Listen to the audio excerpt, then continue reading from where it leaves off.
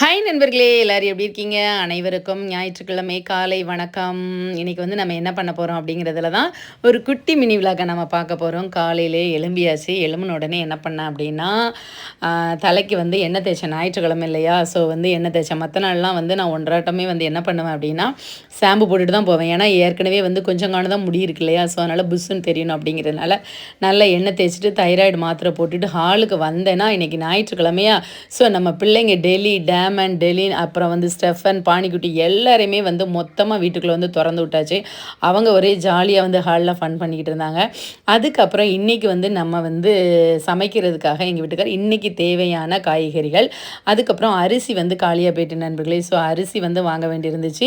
25 kilo பையும் வாங்குவோம், 10 kilo பையும் வந்து வாங்குவோம் பார்த்துக்கோங்க. நாம எப்பவுமே வந்து சிவாஜி பிராண்ட் தான் எங்க அம்மா வந்து வாங்குவாங்க. ஸோ அதுலேருந்து நானுமே வந்து அதவே தான் வந்து இவ்வளோ காலமா வந்து நான் கடைபிடிச்சுக்கிட்டு இருக்கேன். இன்னைக்கு என்னென்ன ஜாமான்லாம் வாங்கியிருக்கோம் அப்படின்னு பார்த்தீங்கன்னா, கறி குழம்புக்கு தேவையான தேங்காய், தக்காளி, அப்புறம் வந்து இஞ்சி இப்படி வந்து அ ரெ கடையில அடிக்கடி உடனே உடனே நம்ம வாங்குற மாரி தேவையான பொருட்கள் வாங்கிட்டு வந்தாச்சு. அதுக்கப்புறம் வந்து கறி வைக்கிறதுக்காக சிக்கன் வந்து வாங்கி வச்சிருந்தாங்க. அதுக்கப்புறம் நீங்க பக்கத்துல பார்த்துருப்பீங்களா, அதெல்லாம் என்ன அப்படின்னா, டேம் டெலினாக்காக மாட்டுக்கறி, சிக்கன் எல்லாமே அவங்களுக்கான தனியா வந்து ஃப்ரோசன் பிட்ஸ் வாங்கி வச்சது அதில இருக்கு. இப்போ வந்து 1 கேஜி சிக்கன் வந்து எடுத்துட்டு வந்திருக்காங்க. இன்னைக்கு வந்து நம்ம என்ன பண்ண போறோம் அப்படின்னு சொன்னா, ரசம் வச்சு கொஞ்சம் கிரேவி, அதுக்கப்புறம் கொஞ்சம் கூட்டு வைக்கலான்ட்டு இருக்கேன்.